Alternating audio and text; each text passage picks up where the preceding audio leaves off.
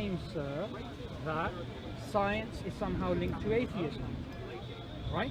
You linked the increase in scientific knowledge to a decrease in belief in God. All I did was challenge that. Okay, no. I'm going to be a Quaker, so if you interrupt me, I'll stop. So that's not what I said. I said science is pushing back. In other words, the knowledge, where science is increasing, is pushing back the religious. In other words, some of the religious claims. I'm not saying that people in the world don't believe in God. Can we get that distinction? Okay, so let's clarify. What's your claim? Your claim is science is getting rid of the intellectual foundation of religion?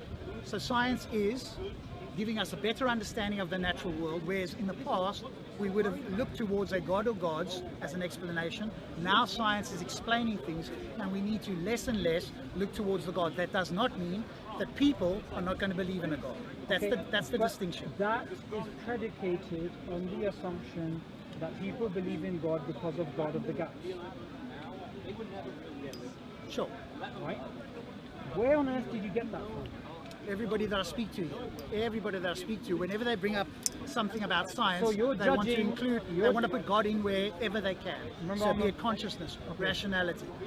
How did evolution get started? The Big Bang, science, cosmology, anything where we don't yet have an answer. Now we can insert God. Where we have an answer, nobody here is going to claim that God is creating lightning. Why? Because we now have an understanding. Okay, so your belief that people believe in God because of God of the gaps is based upon your conversations you have here in this corner with people. It's well, when we look back in history, isn't it?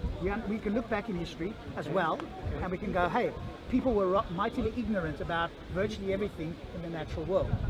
When? All the time in the history. No, that's not true. So we didn't know about That's the germ not- disease. We didn't know that the Earth Okay, orbited the Sun. okay, We okay, didn't know there was okay, more than one galaxy. Okay, I mean, one go on sec, with one a sec. zillion things, One evolution, sec, whatever it is. one sec. Now, there's one fallacy which we need to move away from and move on to another fallacy, which is about the ancients. Did you know the Greeks calculated the circumference of the Earth? Not the Greeks, one guy, Eratosthenes. Yes? Was he a Greek? I don't know what he was. But Okay, you make who it cares sound- if he's Greek? Well, there you go. He is Fuegian, all right? There's one guy But who he calculated existed 2,000 years ago. Okay. Did 280 BC. Yeah. Okay, you're saying they didn't know that the Earth orbited the Sun? You're telling me no Greek knew that? But most people didn't. You guys didn't know Okay, it. okay, wait, 1 second. How do you think they built the pyramids? don't Using know. mathematics and engineering, correct? We don't know, do we? It's still a mystery. Okay. 1,000 years ago, and that's quite a long time ago, we had Hassan ibn Haytham, who came up with the scientific method. Now, when he came up with the scientific method, if his belief was, I don't want to explore nature because that will make me decrease my belief in God because I believe in God of the gaps, then he wouldn't have come up with the scientific method, and nor would the other Muslims who actually did science at the time, and then the baton was passed on to medieval Europe. Now, what I find strange is your claim of God of the gaps. I want to know if you actually understand where this argument originated from as a formal argument. No, I don't know where it originated. It was actually from. about 400 years ago. Do I need to know that? Yes, you do. Okay. It was actually in Europe, where Christian philosophers, they wanted an argument for the existence of God, and there was many arguments for the existence of God, which I would say were quite fallacious, right? So one of them was this argument about, can you think of the most perfect being, and so forth. And one of the arguments that they actually came up with was the God of the gaps.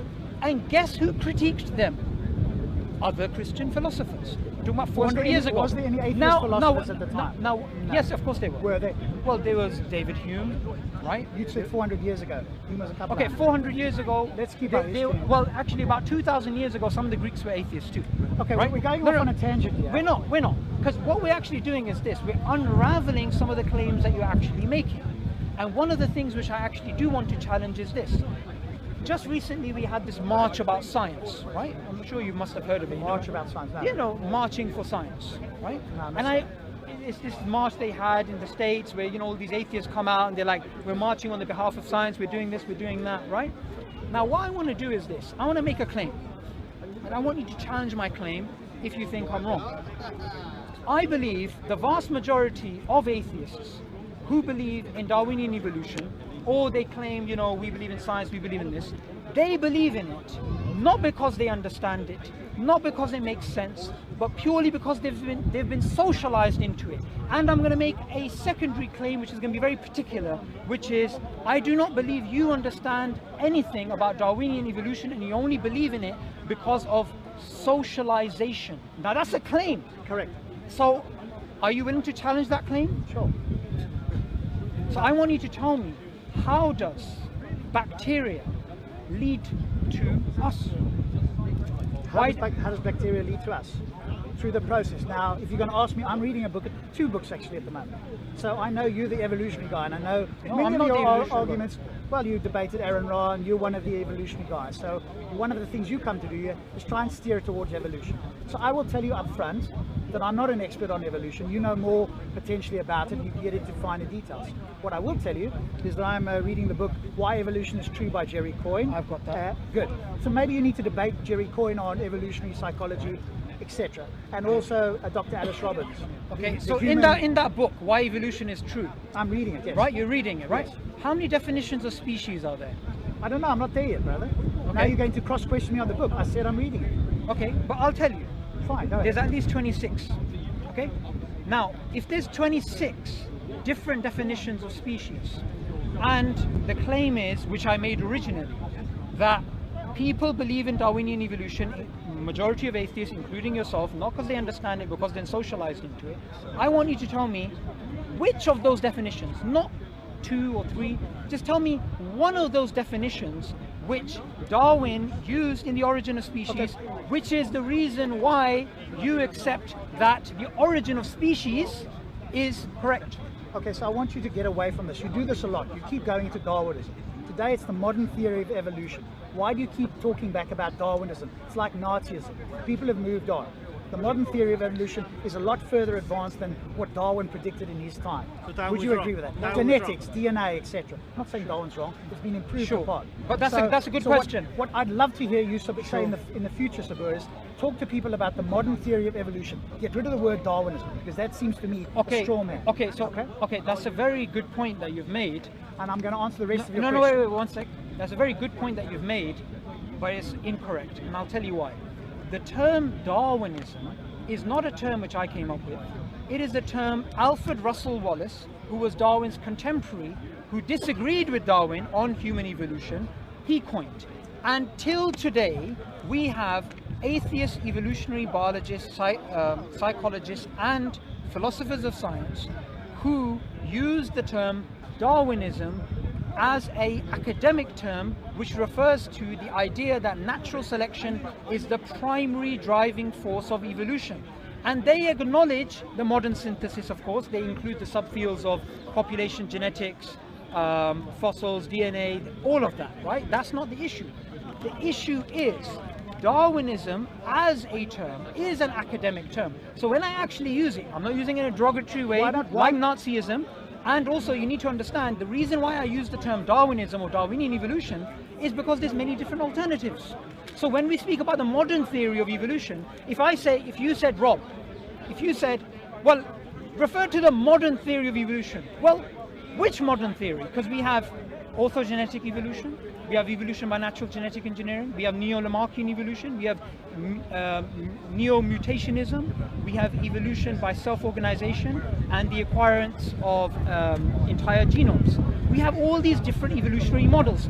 Most of them are non-Darwinian. So when I use the term Darwinism, Aaron Ra doesn't know what he's actually talking about, which is why in the debate he couldn't actually, all he could say is, well, you see in America there's a different definition to Darwinism than there is in the UK. That's pretty much all he said.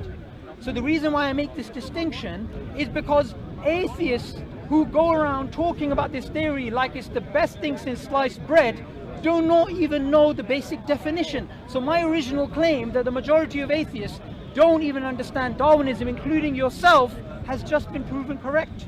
If you think so, that's fine. Because you don't know the basic terms.